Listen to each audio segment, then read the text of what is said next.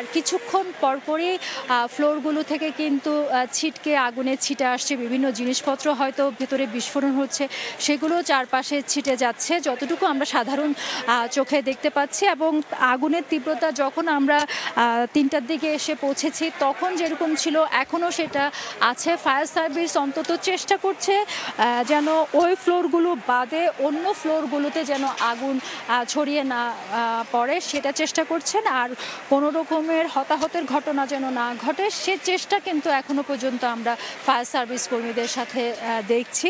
এবং ফায়ার সার্ভিসের সাথে এখানে আমরা সেনাবাহিনী, নৌবাহিনীর সদস্যদেরকেও দেখতে পাচ্ছি।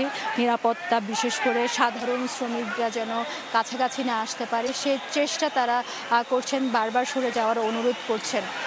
কিন্তু কারখানা কর্তৃপক্ষ কিংবা যে ইপিজেড কর্তৃপক্ষ এখনো পর্যন্ত আমরা সেইভাবে কাউকে এখানে দেখছি না। মূলত ফায়ার সার্ভিস, সেনাবাহিনী, নৌবাহিনী এরাই আছে এবং চেষ্টা করছেন যে কিভাবে আগুনটা নিয়ন্ত্রণে রাখা যায় সে চেষ্টা করছেন। ফায়ার সার্ভিসের আরও কয়েকটি ইউনিট যুক্ত হচ্ছেন, এখনো পর্যন্ত সেই দৃশ্যটা আমরা দেখছি।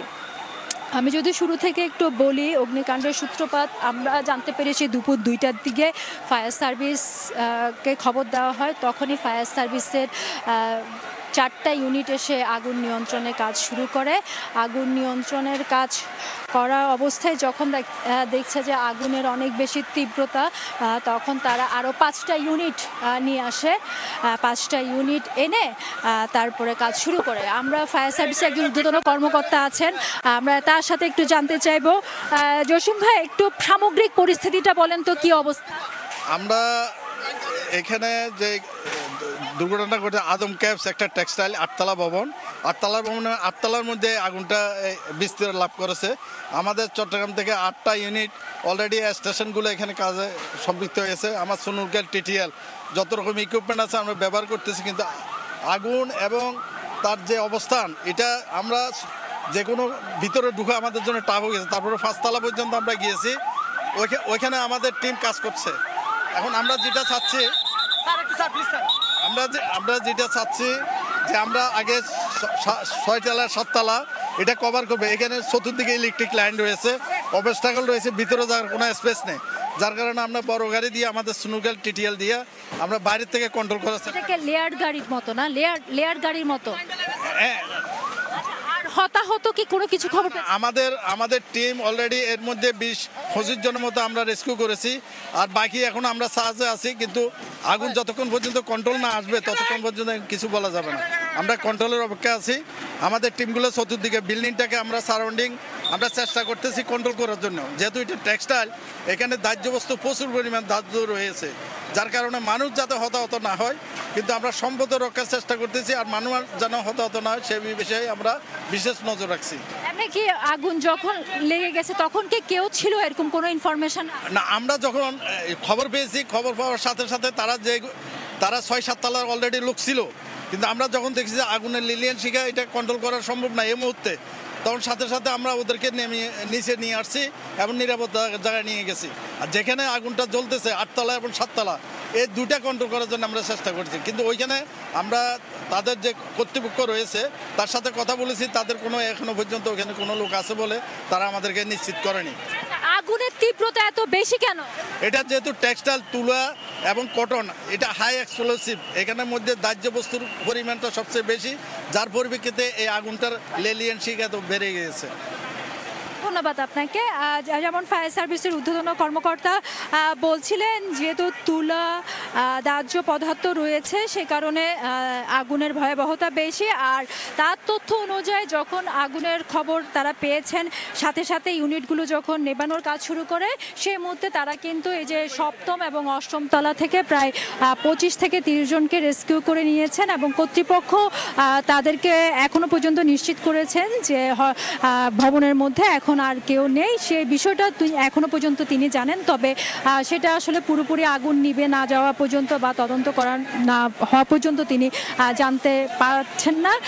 এখনো পর্যন্ত তিনি আমাদেরকে যেটা জানিয়েছেন যে হতাহত ঠেকাতে কিংবা সম্পদ রক্ষায় সর্বোচ্চ অগ্রাধিকার দিচ্ছে, এবং আরেকটি কথা তিনি বলেছেন সেটা হচ্ছে যেহেতু চারপাশে ইলেকট্রনিক্সের জিনিস এবং আপনারাও দেখতে পাচ্ছেন এসি এবং যে বিদ্যুতের বিভিন্ন সরঞ্জাম কিন্তু বিল্ডিংয়ের চারপাশে, সে কারণে অনেক বেশি আসলে রিস্কের মধ্যে এবং সেই বিবেচনা নিয়েই কিন্তু তাদেরকে কাজ করতে হচ্ছে। এবং যেহেতু সাধারণ যে ইউনিটগুলো ফায়ার সার্ভিসে তারা কিন্তু একদম সপ্তম এবং অষ্টম তলায় পৌঁছাতে পারছে না, এই কারণে বিশেষ যে ইউনিটগুলো রয়েছে লেডারের সেগুলো কিন্তু ইতিমধ্যে আমরা দেখেছি যে 2টা আনা হয়েছে। তবে তারা চেষ্টা করছেন আগুন যেন নিচের যে তালাগুলো সেগুলোতে না আসে সে চেষ্টা তিনি করছেন এবং সম্পদ যতটুকু রক্ষা করা যায় সেই অবস্থা। এবং আমরা কিন্তু শুরু থেকে বলছিলাম যখন আমরা এসেছি তখন কিন্তু আগুনের যে তীব্রতা সে তীব্রতা কিন্তু এখনো পর্যন্ত আমরা দেখছি এবং এখন অনেকটা বেশি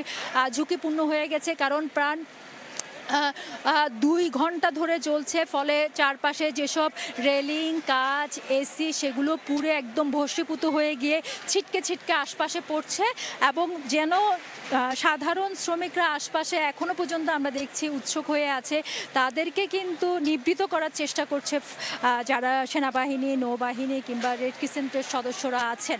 এবং ফায়ার সার্ভিস কর্মকর্তা বলছেন যে তাদের যতগুলো ইউনিট এখন কাজ করছে 9টা ইউনিট এবং এর বাইরেও বিশেষ যে ইকুইপমেন্ট সম্মিলিত লেয়ার পরিবহন সেটাও কিন্তু এসে পৌঁছেছে।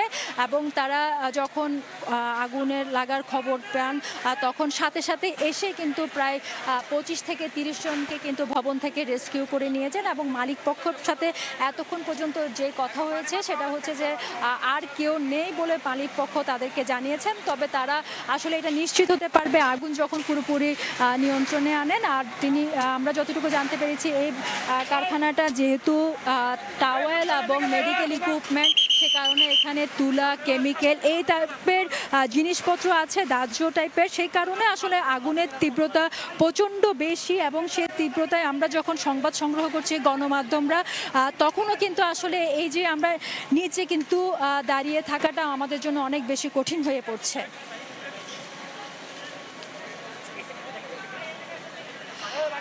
যেমনটা বলছিলাম কারখানায় আসলে মূলত এই কারখানাটা হচ্ছে মেডিকেল ইকুইপমেন্ট এবং টাওয়াল তৈরি এখনো পর্যন্ত আমরা জানতে পেরেছি। আর ফায়ার সার্ভিসও আমাদেরকে তেমনটাই বলছেন যে কটন তুলা তারপরে হচ্ছে দাহ্য পদার্থ এই বিষয়গুলো রয়েছে, ফলে সে কারণে আগুনের তীব্রতাটা তারা নিয়ন্ত্রণে আনতে পারছেন না। আর অনেকক্ষণ ধরে কিন্তু আগুন জ্বলছে এবং আগুনের এত তীব্রতা যে আমরা 8তলা ভবনের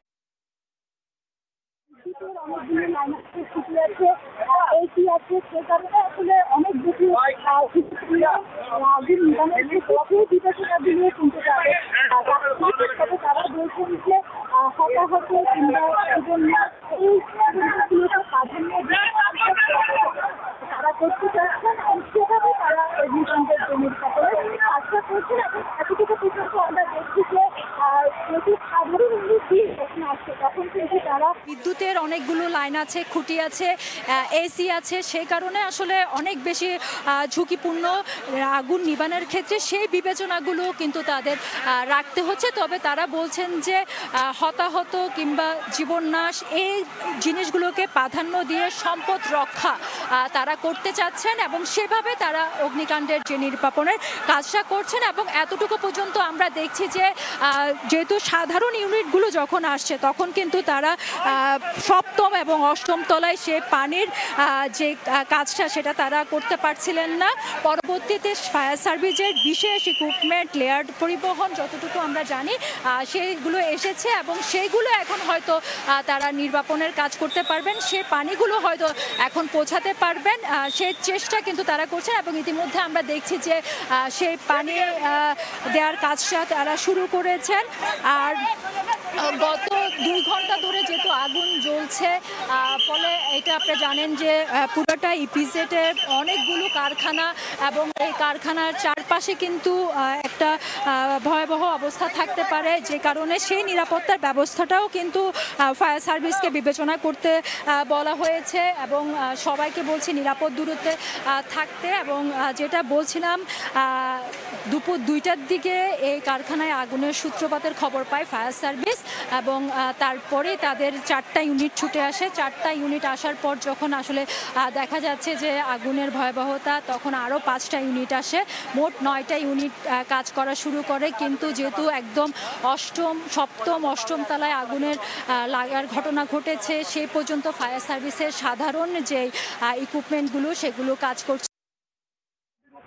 কারণ প্রচন্ড ধোঁয়া, আগুন, একসাথে যেহেতু কেমিক্যাল এবং এক্সপ্লোসিভ জিনিসপত্র ছিল, সে কারণে যে কোনো সময় হয়তো বিস্ফোরণ হতে পারে। আমরাও সারা দেখেছি যখন ভবনগুলো প্রায় 2 ঘন্টা ধরে আগুন পুড়ছে, তখন কিন্তু বিভিন্ন জিনিসপত্র বেরিয়ে আসছে,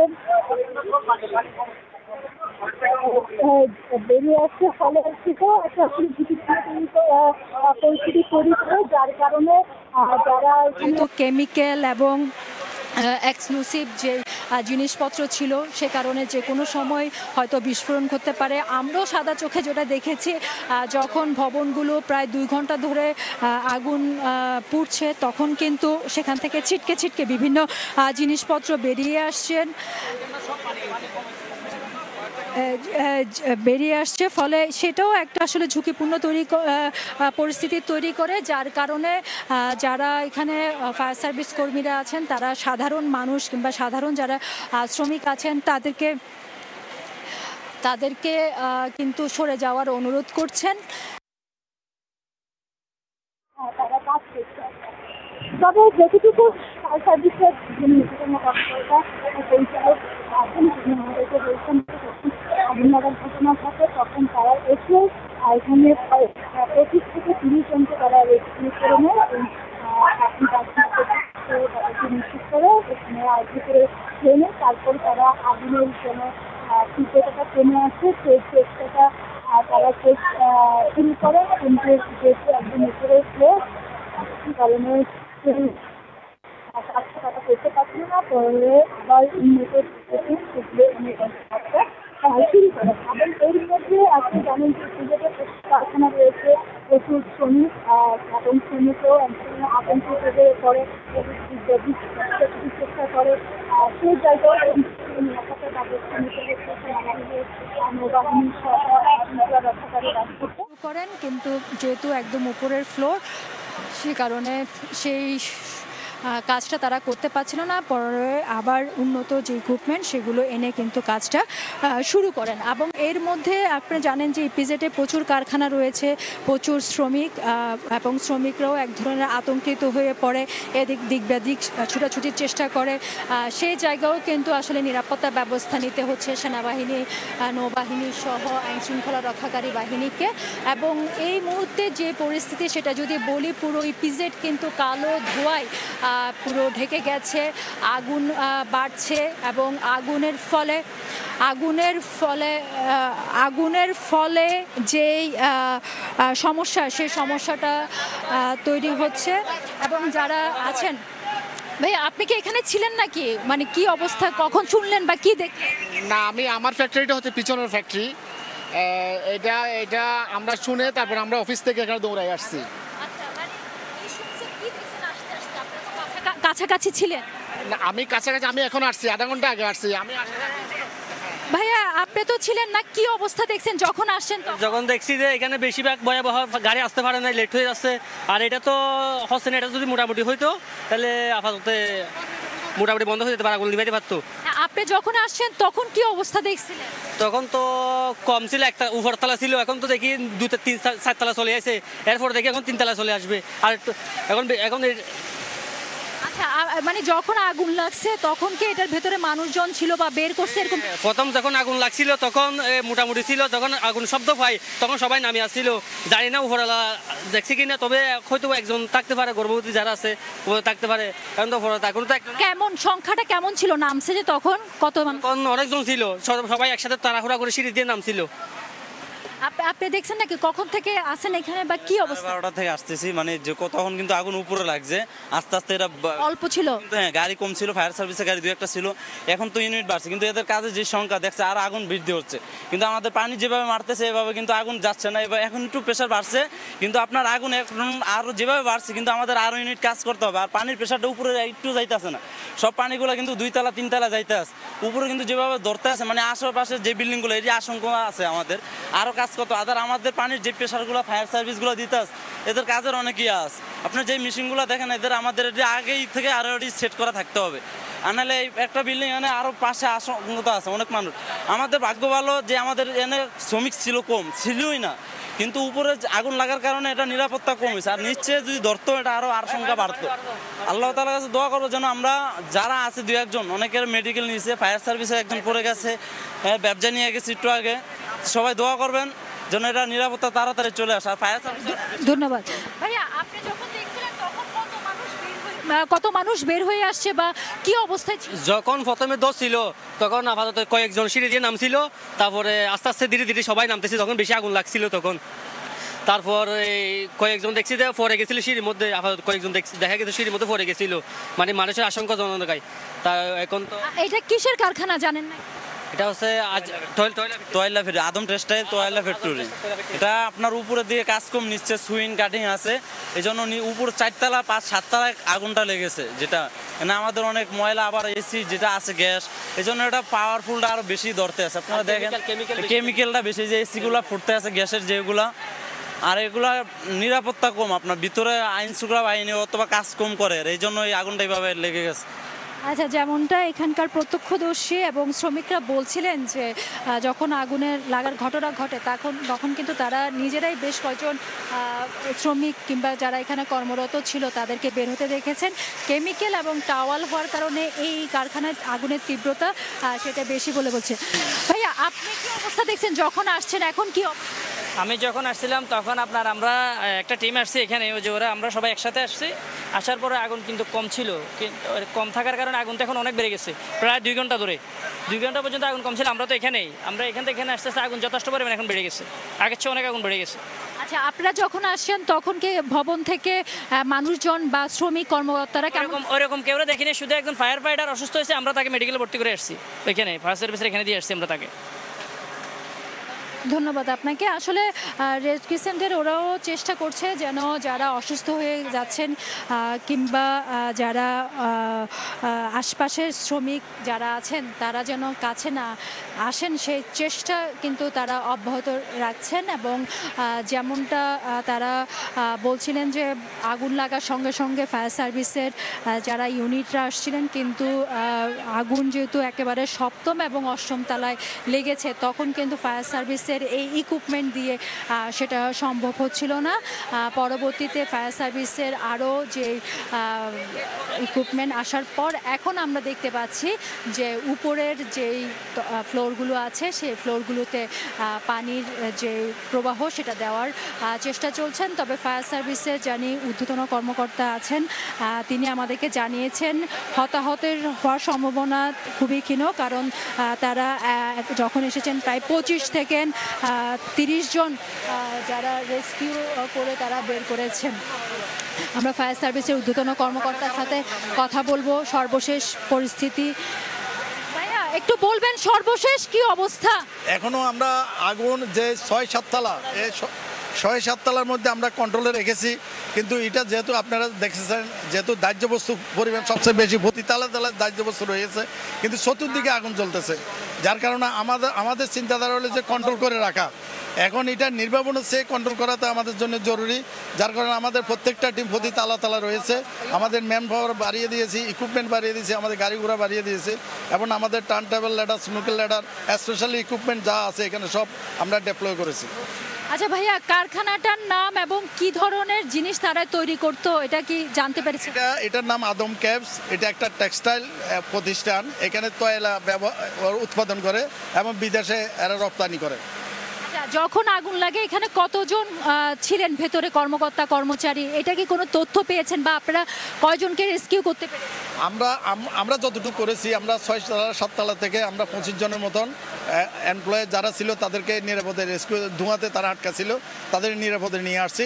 8 তলার থেকে সংবাদ যেটা নিয়েছি, তাদের লোক যারা ওখানে ছিল তারা বলছে যে কেউ এখানে নেই, সবাই নিরাপদে নেমে আসছে। এখন আমাদের কাজ হলো যে কি 6 তলা 7 তলা এবং 5 তলা হিট করেছে, কিন্তু আমরা এগুলোকে কন্ট্রোল করার চেষ্টা করতেছি। ভাইয়া, যেহেতু কেমিক্যাল এবং ইকুইপমেন্ট, আমরা দেখছি যে এখন বিশেষ করে আপনাদের ফায়ার সার্ভিস কর্মী একজনকে অসুস্থ হয়ে যেতে দেখলাম, তাহলে আসলে এই যে কেমিক্যাল টাইপের আগুন নেভানোর জন্য আপনাদেরকে এখন এসে প্রস্তুতিটা আছে কিনা বা কোনো ঝুঁকি আছে কি না? আমাদের প্রস্তুতি আছে। আমরা ইনশাল্লাহ দেশ বিদেশে আমাদের মহাপরিচালক মহোদয় এগুলো প্রশিক্ষণ কন্টিনিউ করতেছে। এখন আমাদের টিম বিদেশে আছে, আমাদের টিম কন্টিনিউ সব কিছু আছে। বিপদ আল্লাহর হাতে, কিন্তু আমরা কাজ করতে গিয়ে আমরা জীবনের ঝুঁকিটা নিতে হয়। মানুষ পালিয়ে যায়, আমরা আগুনে গিয়ে ঢুকি। আপনারা দেখতেছেন সবাই নিরাপদে জায়গায় আছে, কিন্তু আমার ফায়ার ব্রিগেড কন্টিনিউ তারা স্পটে কাজ করছে। আচ্ছা ভাইয়া, এখন আসলে ঝুঁকিটা কি আপনার দেখে মনে হচ্ছে? আমি দেখতেছি অনেকগুলো এসি আছে, চারপাশে বিদ্যুতের যে খুঁটিগুলো আছে, আপনার কাছে কি ঝুঁকি মনে হচ্ছে এই আগুনটা, বিশেষ করে আশপাশেও অনেক শ্রমিকরা? আমাদের কথা হলো যে কি, প্রথম যে বিল্ডিংয়ে যে টেক্সটাইল ভবন আদম ক্যাবসে আগুন লেগেছে, ওই ভবনটাকে সারাউন্ডিং ধরে রাখা। আশেপাশে আরও আপনি দেখেন ফ্যাক্টরি আছে, যাতে অন্য ফ্যাক্টরিতে আগুনটা ছড়িয়ে না যায়, যার পরিপ্রেক্ষিতে আমরা আমাদের টিম চতুর্দিকে এগুলোকে কাজে নিয়োজিত আছে। এবং আমরা যেহেতু আগুনটা উপরে, অনেক উপরে, আপনি দেখছেন যে হাই এক্সপ্লোসিভ বোল্ট আছে, বিদ্যুতের তার আছে, এবং ভিতরে স্পেস ঢুকার মতো ওরকম স্পেস নেই, চতুর্দিকে বন্ধ, যার কারণে আমরা ফ্রন্ট সাইড এবং আশেপাশের থেকে আমাদের ইকুইপমেন্ট নিয়ে আমরা কাজ করছি যাতে আগুনটা দ্রুত কন্ট্রোল করা যায়। তা আমাদের চেষ্টা অভিজ্ঞতা আছে, আমরা ইনশাল্লাহ চেষ্টা করব যে দ্রুত সময়ে আগুনটাকে নিয়ন্ত্রণ নিয়ে আসা। এখন পর্যন্ত কয়টা ইউনিট? আমাদের এখন পর্যন্ত আমরা প্রায় 11টা ইউনিট কাজ করছি। ধন্যবাদ আপনাকে। সর্বশেষ যে তথ্যটা আমাদেরকে ফায়ার সার্ভিসের চট্টগ্রাম উপপরিচালক মোহাম্মদ জসিম জানিয়েছেন, সেটা হচ্ছে 11টা ইউনিট কাজ করছে এবং তিনি বলছেন যে 8ম এবং 7ম তলায় আগুনের সূত্রপাত। তখন কিন্তু তারা 7ম তলা থেকে 25 জনকে তারা রেস্কিউ করেছেন এবং কর্তৃপক্ষের সাথে তারা যখন কথা বলছিলেন, তারা বলছেন যে 8ম তলায় কেউ নেই, সেটা তাদেরকে নিশ্চিত করেছেন। এবং 5ম তলা থেকে যেন আগুন নিচের দিকে না নামে সে চেষ্টা তারা অব্যাহত রাখছেন। আর যেহেতু ইপিজেড এলাকার চারপাশে কারখানা, সে কারণে এই কারখানার বাইরে যেন অন্য কোনো কারখানায় এফেক্ট না করতে পারে সে চেষ্টা কিন্তু ফায়ার সার্ভিস থেকে করা হচ্ছে। এবং তিনি বলছেন যে আদম স্ক্যাপ নামে এই যে প্রতিষ্ঠানটি, এটি মূলত টাওয়েল তৈরি করে এবং বিদেশে এক্সপোর্ট করে। এবং যেহেতু কেমিক্যাল, তুলা এবং কটন টাইপের জিনিসপত্রগুলো কারখানার ভেতরে ছিল, সে কারণে আগুনের যে তীব্রতা এবং ঝুঁকি সেটা অনেক বেশি। এবং ওনারা বলছেন যে ফায়ার সার্ভিস ঢুকবে সেই অবস্থাও কিন্তু নাই। তারপরও তারা চেষ্টা করছেন তাদের বিশেষ যে অগ্নি নির্বাপক গাড়ি, যানবাহন, সেটা এনে উপরের 2টি ফ্লোরে তারা পানি ছেটানোর কাজ করছেন। তারা সর্বাত্মক চেষ্টা করে যাবেন। এবং আগুনের যে ভয়াবহতা, আগুনের যে তীব্রতা, ইতিমধ্যে ফায়ার সার্ভিসের একজন কর্মী অসুস্থ হয়ে গেছেন এবং তারা চেষ্টা করছেন যেন এই আগুন ছড়িয়ে না পড়ে, বিশেষ করে ভবনের অন্যান্য ফ্লোরগুলোতে যেন না ছড়িয়ে পড়ে। এবং আশপাশে যেহেতু অন্যান্য কারখানা রয়েছে, সেই কারখানাও যেন কোনো ধরনের এফেক্ট না করে সে চেষ্টা তারা করছেন। এবং এই ঊর্ধ্বতন কর্মকর্তা তিনি আমাদেরকে বলেছেন শুরুতে যখন আগুনের সূত্রপাতের কথা তারা জানতে পারে, প্রথমে 4টা ইউনিট আসে, তারপরে আরও 5টা ইউনিট, 9টা ইউনিট এসে কাজ শুরু করেন। এবং সর্বশেষ উনি আমাদেরকে বলছেন যে 11টা ইউনিট কিন্তু এখন কাজ করছে, যেহেতু কেমিক্যাল, আগুনের তীব্রতা, কারখানা পরিস্থিতি সব কিছু মিলে কিন্তু তারা ইউনিট বাড়িয়েছেন। এবং ঝুঁকি অনেক বেশি বলছেন যে যেহেতু প্রায় 2 ঘন্টা আগুন জ্বলছে, ফলে সেখান থেকে কিন্তু মাঝ মাঝে মাঝেই বিস্ফোরণের মতো হচ্ছে, সেগুলো ছিটকে আশপাশে পড়ছে এবং এরই মধ্যে আমরা দেখতে পাচ্ছি ভবনে অনেকগুলো এসি রয়েছে, তারপরে আশপাশে বিদ্যুতের যেসব খুঁটি সেগুলো রয়েছে, ফলে ঝুঁকিটা অনেক বেশি। কোনো ধরনের প্রাণনাশ যেন আমরা দেখেছি তারা প্রস্তুত আছেন যে ধরনের ক্ষয়ক্ষতি তারা কাজ করতে পারে। এবং সবচেয়ে বেশি যেটা ঝুঁকিপূর্ণ সেটা হচ্ছে যখন আগুনের লাগার ঘটনাটা ঘটে তখন কিন্তু শ্রমিকদের মধ্যে আতঙ্ক ছড়িয়ে পড়ে অন্যান্য কারখানা, তখন তারা দিক শুরু করে। এই পরিস্থিতিতে আমরা দেখেছি যে সেনাবাহিনী, নৌবাহিনী এবং আইন শৃঙ্খলার অন্যান্য কাজের সদস্যরা কিন্তু যারা সদস্যরা আছেন তাদেরকেও আমরা দেখেছি তারা প্রস্তুত আছেন যে কোনো ধরনের ক্ষয়ক্ষতি এড়াতে যেন তারা কাজ করতে পারেন। এবং সবচেয়ে বেশি যেটা ঝুঁকিপূর্ণ সেটা হচ্ছে যখন আগুনের লাগার ঘটনাটা ঘটে তখন কিন্তু শ্রমিকদের মধ্যে আতঙ্ক ছড়িয়ে পড়ে অন্যান্য কারখানার, তখন তারা দিক বিদিক ছুটাছুটি শুরু করেন। সেই পরিস্থিতিতে আমরা দেখেছি যে সেনাবাহিনী, নৌবাহিনী এবং আইন শৃঙ্খলার অন্যান্য বাহিনীর সদস্যরা কিন্তু যারা স্থানীয় শ্রমিকরা আছেন তাদেরকে কিন্তু নিরাপদে সরিয়ে নিচ্ছেন এবং বারবার নিরাপদ দূরত্ব বজায় রাখার কথা বলছেন। এবং এখানে যারা প্রত্যক্ষদর্শীরা আছেন তারা আমাদেরকে যেটা বলছেন যে আগুন লাগার ঘটনার পরপরই ফায়ার সার্ভিসের যে ইউনিটগুলো আসে তারা আসলে তাৎক্ষণিকভাবে একদম উপরের ফ্লোরগুলোতে পানির যে প্রবাহ সেটা দিতে পারছিল না, কিন্তু নিচের ফ্লোরগুলোতে অনেক বেশি তারা কাজ করছিলেন এবং তারা চেষ্টা করছিলেন যে যেন আগুনটা অষ্টম এবং সপ্তম তলার পর থেকে যেন না ছড়িয়ে পড়ে সেই চেষ্টা তারা করছেন। এবং প্রত্যক্ষদর্শীর ওরা বলছেন যে তারাও দেখেছেন যে আগুন লাগার পরপরে প্রায় 20-30 জনকে তারা কারখানা থেকে বের করে নিয়ে গেছেন এবং নিরাপদে রেখেছেন এবং তারা নিশ্চিত করছেন অষ্টম তলায় যেখানে আগুনের সূত্রপাত সেখানে কেউ নেই। কারখানা কর্তৃপক্ষ তাদেরকে সেই নিশ্চয়তা নিশ্চিত করেছেন। তবে তারা বলছেন যে এটা আসলে হতাহতের ঘটনাটা একদম আগুন যখন নির্বাপন হয়ে যাবে তখন নিশ্চিত হতে পারবেন এবং এখন কিন্তু সেটা যাচ্ছে সপ্তম তলায় দিতে পারছে। এখন হয়তো আগুনের যে তীব্রতা সেটা হয়তো কিছুটা কমে আসতে পারে এবং কিন্তু ঝুঁকিটা আসলে এখনও রয়ে গেছে যেহেতু প্রচণ্ড তাপ, আশপাশে এসি, তারপরে হচ্ছে বিদ্যুতের বিভিন্ন সরঞ্জাম সেগুলো আছে। 2 ঘন্টা আগুন যেহেতু জ্বলছে সে কারণে কিন্তু সেগুলো ছিটকে আশপাশে পড়ছে এবং সে বিবেচনা রেখেও ফায়ার সার্ভিস কর্মীদেরকে কাজ করতে হচ্ছে। এবং প্রত্যক্ষদর্শী বেশ কয়েকজনের সাথে কথা বলছি, তারাও আসলে আমাদেরকে বলছেন যে হতাহতের ঘটনা কম হতে পারে, হতাহত কম তারা দেখেনি। যখনই আগুনের ঘটনা তারা অ্যালার্ম পায় বেশ কয়েকজন শ্রমিক কর্মকর্তাদেরকে তারা বের হতে দেখেছে। ভাইয়া আপনি কি ছিলেন আশপাশে? কি অবস্থা ছিলেন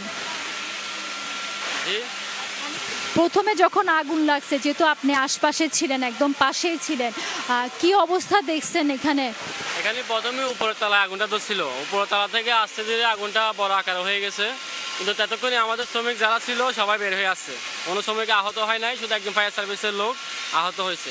আচ্ছা, কেমন শ্রমিক বের হয়েছে যখন আপনারা দেখছেন? শ্রমিক কর্মচারী সবাই তো ছিল না, কেমন সংখ্যাটা কেমন হইতে পারে?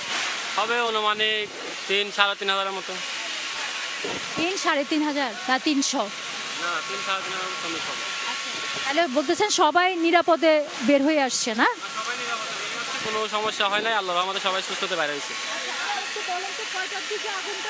আগুনটা 2:10 দিকে, 2:10 বা 15 দিকে, 2:10। এখন আমরা ওই মুখেই ছিলাম, আমরা দেখতেছি দূরে আসে এসে দেখতেছি আগুনটা আরও বাড়তেছে, আস্তে আস্তে তাপমাত্রা বাড়ছে, এখনও কোনো কন্ট্রোলের আগমাত্রা দেখতেছি না। তখন যখন আগুন লাগছে তখন কর্মকর্তা কিংবা শ্রমিকরা কি অবস্থায় ছিল? এখন তো সবাই মানে নিজের জীবন নিয়ে ব্যস্ত, সবাই একজনের গায়ের উপরে একজন লাফালাফি করে, মানে হালকা পাতলা আহত হয়েছে, মানে কেউ ছিঁড়ে গেছে, ফাটে গেছে, এরকম মানে সবার উপরে দৌড়াদৌড়ি বোঝেন নাই, কিন্তু কোনো এখনো দুর্ঘটনা পাই নাই।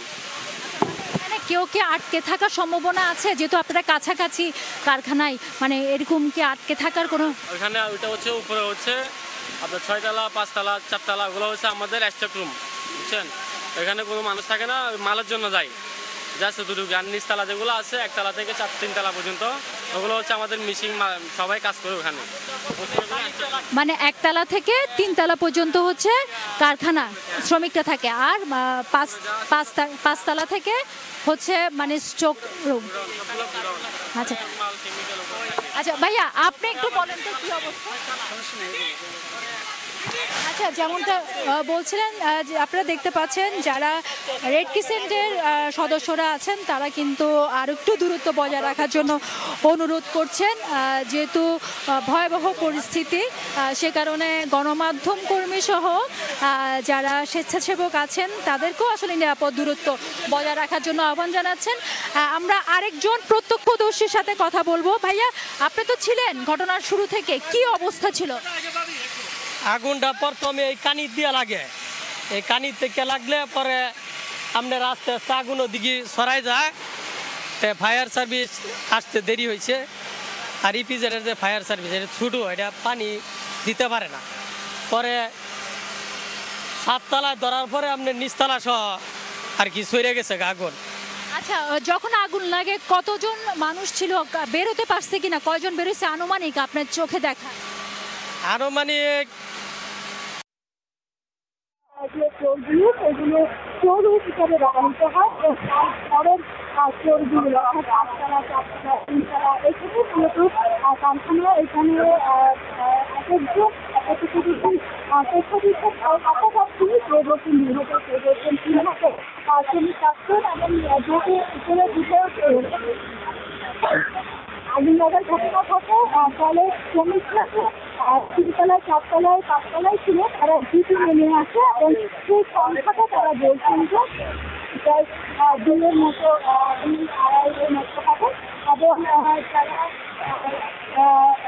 আর ফায়ার সার্ভিসের পক্ষ থেকে বলছেন তারা কিন্তু 7 তলা থেকে প্রায় 20 থেকে 25 জনকে তারা রেস্কিউ কাজ করেন, এবং যেহেতু ফায়ার সার্ভিসের কর্মকর্তারা আমাদেরকে জানিয়েছে।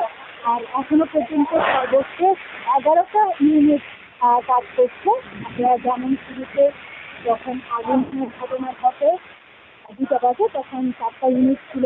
তারপরে আগুনের তীব্রতা প্রত্যক্ষ করে ফায়ার সার্ভিস আরও 5টা ইউনিট যুক্ত করে, 9টা ইউনিট কাজ করে, এবং সর্বোচ্চ তারা আরও 2টা ইউনিট যুক্ত হয়। এখন মোট 11টা ইউনিট কাজ করে। আর বিশেষভাবে যেটা বলার, যখন ফায়ার সার্ভিসের সাধারণ ইউনিটগুলো এখানে এসে পৌঁছায় তখন কিন্তু যেহেতু সাধারণ ইউনিট ছিল এবং আগুনের যে ভয়াবহতা সেটা আসলে উপরের 2টা ফ্লোর ছিল, সে কারণে আগুন নেভাতে তারা খুব বেশি কার্যকর ভূমিকা রাখতে পারে নাই। তবে সেটা হচ্ছে যে আগুন যেন নিচের ফ্লোরগুলো অর্থাৎ 7ম, 5ম এই ফ্লোরগুলোতে ছড়িয়ে না পড়ে সে চেষ্টা তারা করেছেন। এবং সে কারণে এখনো পর্যন্ত আমরা দেখি যে উপরের 3টা ফ্লোরে এখনো পর্যন্ত আগুন।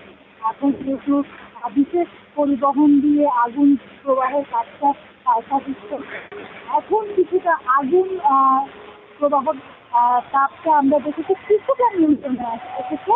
তবে ফায়ার সার্ভিস কর্তৃপক্ষ বলছে যেহেতু এটা শ্রমিকের কার্য পদার্থ ছড়িয়ে না পড়ে সে চেষ্টা তারা করেছেন, এবং সে কারণে এখনো পর্যন্ত আমরা দেখছি যে উপরের 3টা ফ্লোরে এখনো পর্যন্ত আগুন।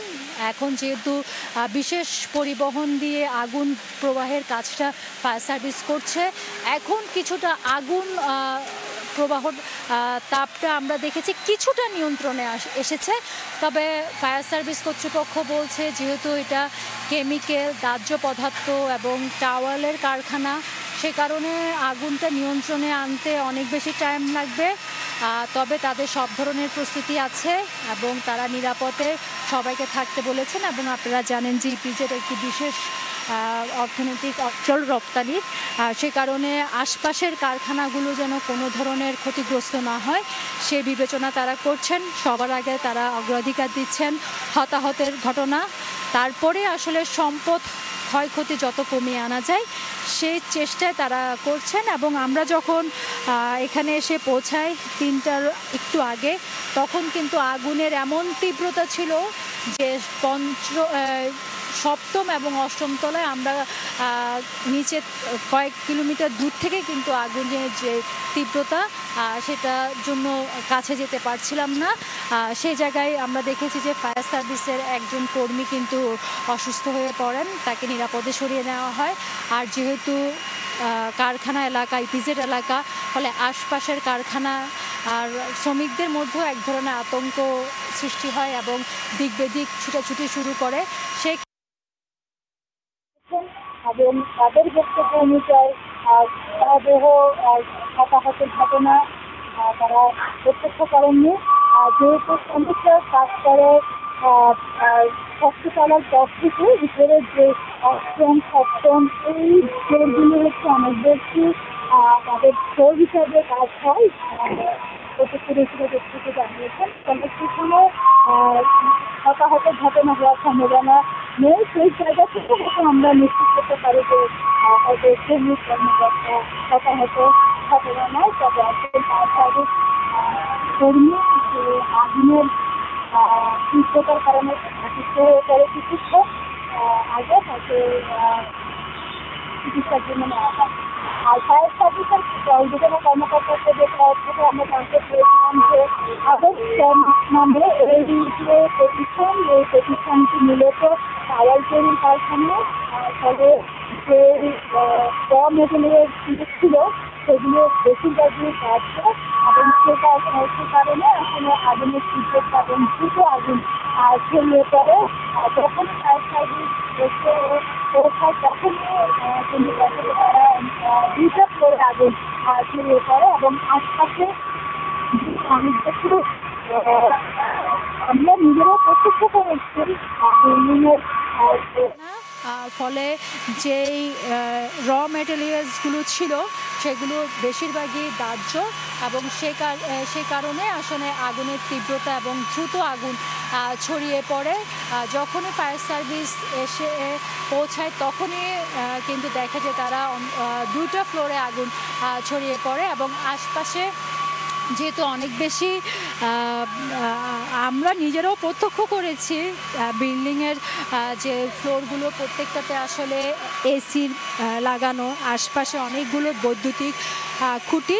সে কারণে আগুন নেভানোর ক্ষেত্রেও আমরা দেখেছি যে তাদের যে নিরাপত্তা, সেই নিরাপত্তা বেষ্টনী দেখেই কিন্তু তাদেরকে কাজ করতে হচ্ছে এবং ঝুঁকি যেন চারপাশে ছড়িয়ে না পড়ে সেই বিবেচনাও কিন্তু ফায়ার সার্ভিসের পক্ষ থেকে তারা চেষ্টা করছেন।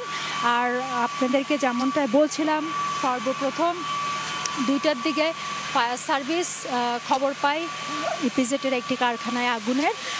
তাৎক্ষণিকভাবে তারা 4টা ইউনিট রওনা দেয়। যেহেতু ইপিজেড রপ্তানি প্রক্রিয়া একটা বিশেষ অঞ্চল, সে কারণে 4টা ইউনিট আসে। কিন্তু 4টা ইউনিট এসে যখন দেখেন আগুনের ভয়াবহতা, তখন আরও 5টা ইউনিট আসে। 5টা ইউনিটের মোট 9টা ইউনিট মিলে কিন্তু একসঙ্গে অগ্নিকাণ্ড নিয়ন্ত্রণের চেষ্টা করে। কিন্তু একদম উপরের 2টা ফ্লোরে হওয়াতে তাদের কিন্তু কাজ করতে বেগ পেতে হয়। পরবর্তীতে তাদের বিশেষ যে যানবাহন অগ্নি নিরাপকের সেই 2টা আসে এবং মোট 11টা ইউনিট এখন কাজ করছে। এবং যারা রেড ক্রিসেন্টের আছেন, যারা আইনশৃঙ্খলা বাহিনী আছেন, তারা বারবার কিন্তু নিরাপদ দূরত্ব থেকে সবাইকে থাকার আহ্বান জানাচ্ছেন।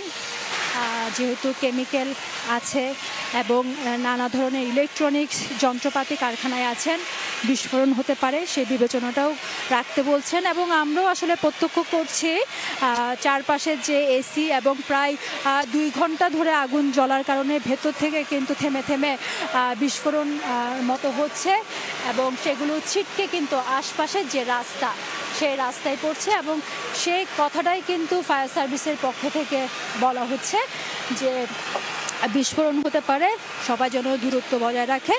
এর আগে আমরা যখন এখানে এসে পৌঁছাই তখন আমরা কিন্তু শ্রমিকদের মধ্যে এক ধরনের ভীত সন্ত্রস্ত অবস্থায় তাদেরকে দেখতে পাই। দিক বিদিক ছুটাছুটি করার চেষ্টা করছেন, এক জায়গা থেকে আরেক জায়গায় যাওয়ার চেষ্টা করছেন রাস্তায়। তখন কিন্তু যারা রেড ক্রিসেন্ট যারা সেনাবাহিনীর তারা চেষ্টা করছেন তাদেরকে নিরাপদে রাখার জন্য।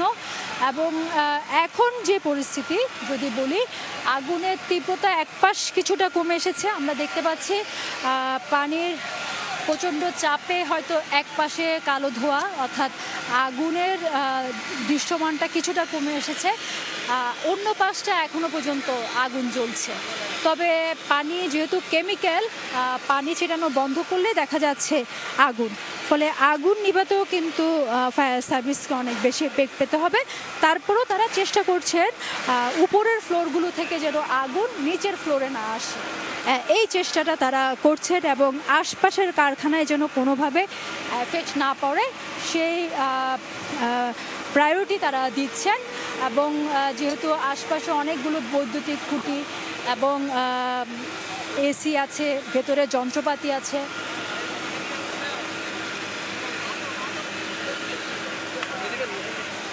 সে কারণে কিন্তু ঝুঁকিটা অনেক বেশি। এবং বারবার কিন্তু আমাদেরকে যারা স্বেচ্ছাসেবকরা আছেন তারা বলছেন যে নিরাপদ দূরত্ব রাখতে, কারণ কিছুক্ষণ পরপরই বিস্ফোরণ হচ্ছে এবং সেখানে আসলে কী পরিমাণ কেমিক্যাল যন্ত্রপাতি কিংবা ইলেকট্রনিক ডিভাইস আছে সেগুলো যেহেতু ধারণা নাই, কিন্তু কিছুক্ষণ পরপরই বিস্ফোরণের মতো হচ্ছে, ছিটকে পড়ছে রাস্তায়। সে কারণে তারা আসলে নিরাপত্তা দূরত্ব রাখতে বলছেন। এবং এখনও দেখছেন যে ফায়ার সার্ভিস আপ্রাণ চেষ্টা করে যাচ্ছে আগুন নিয়ন্ত্রণের। এক পাশ কিছুটা কালো ধোঁয়া আমরা এখন দেখতে পাচ্ছি, আগুনের লেলিহান শিখা এক পাশ কমে এসেছে, কিন্তু অপর পাশ এখনও কিন্তু দাউ দাউ করে জ্বলছে। এবং বিশেষ করে ফায়ার সার্ভিসের বিশেষায়িত যে ইউনিটগুলো, সেগুলোর চেষ্টা ছাড়া আসলে আগুন নিয়ন্ত্রণ সম্ভব নয় বলে আমরা এখনও পর্যন্ত সেটা দেখতে পাচ্ছি। তো এখনও আগুন নিয়ন্ত্রণের চেষ্টা করছে, 11টা ইউনিট কাজ করছে এবং এখনো পর্যন্ত কাজ করছে। এবং দেখছেন যে ফায়ার সার্ভিসের যারা ঊর্ধ্বতন কর্মকর্তা তারাও কিন্তু চলে এসেছেন, তারা নিজেরা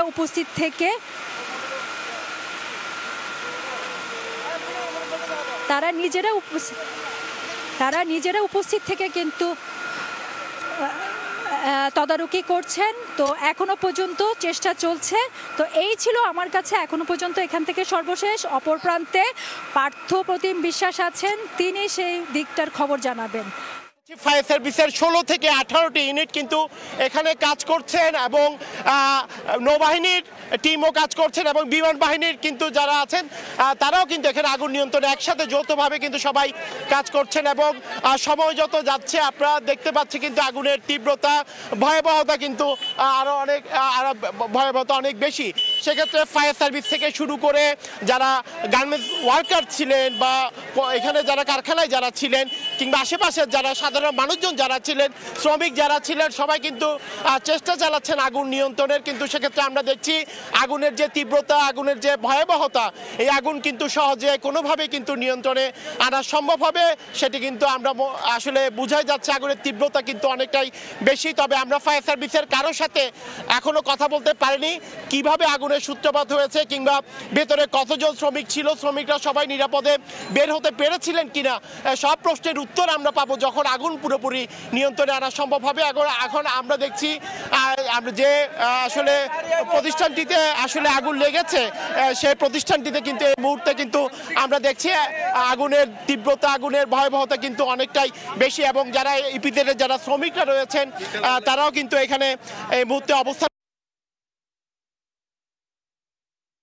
বেশি সময় কিন্তু অতিবাহিত হলেও কিন্তু এখনো পর্যন্ত আগুন কিন্তু নিয়ন্ত্রণে আসেনি, সেটি কিন্তু আমরা দেখছি। আমরা যতটুকু জানতে পেরেছি এই প্রতিষ্ঠানের নাম হচ্ছে Adams cap and textile limited. এটি চট্টগ্রাম রপ্তানি প্রক্রিয়াজাতকরণ এলাকার চিকিৎসা সরঞ্জাম তৈরির একটি প্রতিষ্ঠান এবং সেই কারণে চিকিৎসা সরঞ্জাম তৈরির যে প্রতিষ্ঠান, সেই কারণেই আগুনের তীব্রতা কিন্তু আমরা এখানে দেখছি অনেকটাই বেশি। কোনোভাবেই কিন্তু আগুন নিয়ন্ত্রণে আনা সম্ভব হচ্ছে না। আমরা ফায়ার সার্ভিসের আশেপাশের যত ইউনিট ছিল সব ইউনিট কিন্তু এখানে এসেছে আগুন নিয়ন্ত্রণের জন্য এবং অন্যান্য যে ইউনিটগুলো রয়েছে সেই ইউনিটগুলো কিন্তু এখানে আসছে আগুন নিয়ন্ত্রণের। কিন্তু আমরা দেখছি আগুনের তীব্রতা, আগুনের ভয়াবহতা এত বেশি, আসলে উপরের দিকের যারা শ্রমিকরা ছিলেন কিনা বা তারা নামতে পেরেছিলেন কিনা সেই বিষয়গুলো সব প্রশ্নের উত্তর আমরা পাবো যখন আগুন পুরোপুরি নিয়ন্ত্রণে আনা সম্ভব হবে, ফায়ার সার্ভিসের সদস্যরা কারখানাটির ভেতরে প্রবেশ করতে পারবে, তখন হয়তো সব বিষয় আমরা জানতে পারবো। কিন্তু এই মুহূর্তে আমরা দেখছি ফায়ার সার্ভিসের পক্ষ থেকে আগুন নিয়ন্ত্রণের চেষ্টা চালানো হচ্ছে। নৌবাহিনী, বিমান বাহিনী এখানে যুক্ত হয়েছেন, তারাও কিন্তু আগুন নিয়ন্ত্রণে একসাথে কিন্তু আমরা দেখছি ফায়ার সার্ভিসের সাথে কাজ করছেন। ইপিজেড এলাকার শ্রমিক যারা রয়েছেন তারাও এখানে একসাথে আগুন নিয়ন্ত্রণে কাজ করছেন। যে প্রতিষ্ঠানটিতে আগুন লেগেছে সেই প্রতিষ্ঠানের শ্রমিক যারা আছেন তারাও একসাথে আগুন নিয়ন্ত্রণের চেষ্টা করছে। কিন্তু আমাদের ক্যামেরায় আপনারা দেখতে পাচ্ছেন আগুনের যে লেলিহান শিখা, আগুনের যে ভয়াবহতা, আগুনের যে তীব্রতা, সেই তীব্রতা কিন্তু অনেকটাই বেশি। এত সহজে আসলে এই আগুন নিয়ন্ত্রণে আনা সম্ভব হবে না, সেটি কিন্তু আমরা দেখছি। তবে ফায়ার সার্ভিসের যারা ফায়ার ফাইটার রয়েছে তারা অক্লান্ত পরিশ্রম করছেন, তারা চেষ্টা করছেন যাতে দ্রুত আগুন নিয়ন্ত্রণে আনা সম্ভব হয়। যেহেতু আমরা দেখেছি মেডিকেল সরঞ্জাম তৈরির জিনিসপত্র এখানে তৈরি করা হতো এমনটি আমরা শুনেছি, সে কারণে হয়তো আগুনের দাহ্য পদার্থ বেশি থাকার কারণে আগুনের তীব্রতাটা অনেকটাই বেশি ছিল, সেই কারণে কিন্তু আগুন নিয়ন্ত্রণে আনা সম্ভব হচ্ছে না, সেটি কিন্তু আপনারা দেখছেন। এবং আপনারা দেখছেন কিভাবে কালো ধোঁয়া কিন্তু উঠছে। আমরা যখন এই চট্টগ্রামের ইপিজেড এলাকায় আসছিলাম প্রায় 3 থেকে 4 কিলোমিটার দূর থেকেও কিন্তু এই আগুনের তীব্রতা, আগুনের যে ভয়াবহতা সেটি কিন্তু দেখা যাচ্ছিল। আসলে চট্টগ্রামে এই যে আগুন লাগার যে ঘটনা বা আগুনের যে বিস্ফোরণের ঘটনা, আমরা বিএমডিপোর ঘটনার কথা জানি। বিএমডিপোর আগুনের ঘটনায় প্রায় 50-এরও বেশি মানুষের প্রাণহানির ঘটনা ঘটেছিল। সীমা টেক্সটাইলের ঘটনা আমরা জানি। এছাড়া চট্টগ্রামে বিভিন্ন সময় কিন্তু আমরা দেখেছি পোশাক কারখানাগুলোতে ভয়াবহ আগুন লাগার ঘটনা ঘটে। গতকাল রাতেও একটি বহুতল ভবনের বাকুলি এলাকায় আগুন লাগার ঘটনা ঘটেছিল।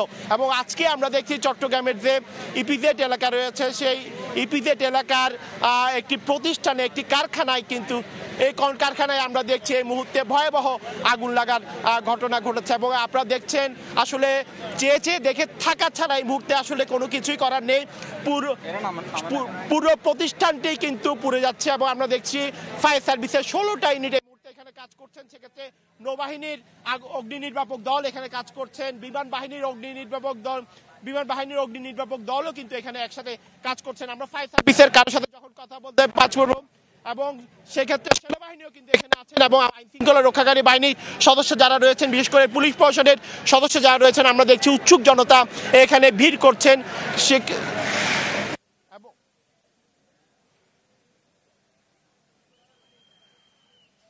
আসলে আমরা এর আগে আমাদের আরেক সহকর্মী ফায়ার সার্ভিসের বক্তব্য জেনে নিয়েছিলেন, তিনি ফায়ার সার্ভিসের বক্তব্য নিয়েছিলেন, তিনি আমাদেরকে জানিয়েছেন ফায়ার বক্তব্য পেয়েছে বেশিরভাগ শ্রমিককে নিরাপদে বের করা সম্ভব হয়েছে।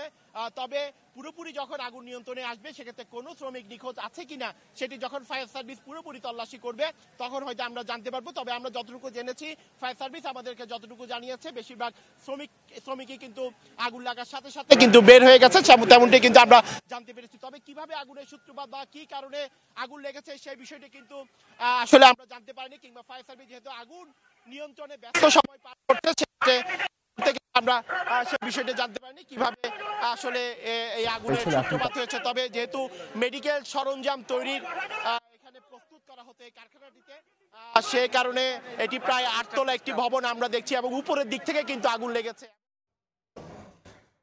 এতক্ষণ সরাসরি ছিলাম চট্টগ্রাম ইপিজেডে কারখানার অগ্নিকাণ্ডে। সবশেষ খবর জানতে ভিজিট করুন সময় সংবাদের ফেসবুক পেজে।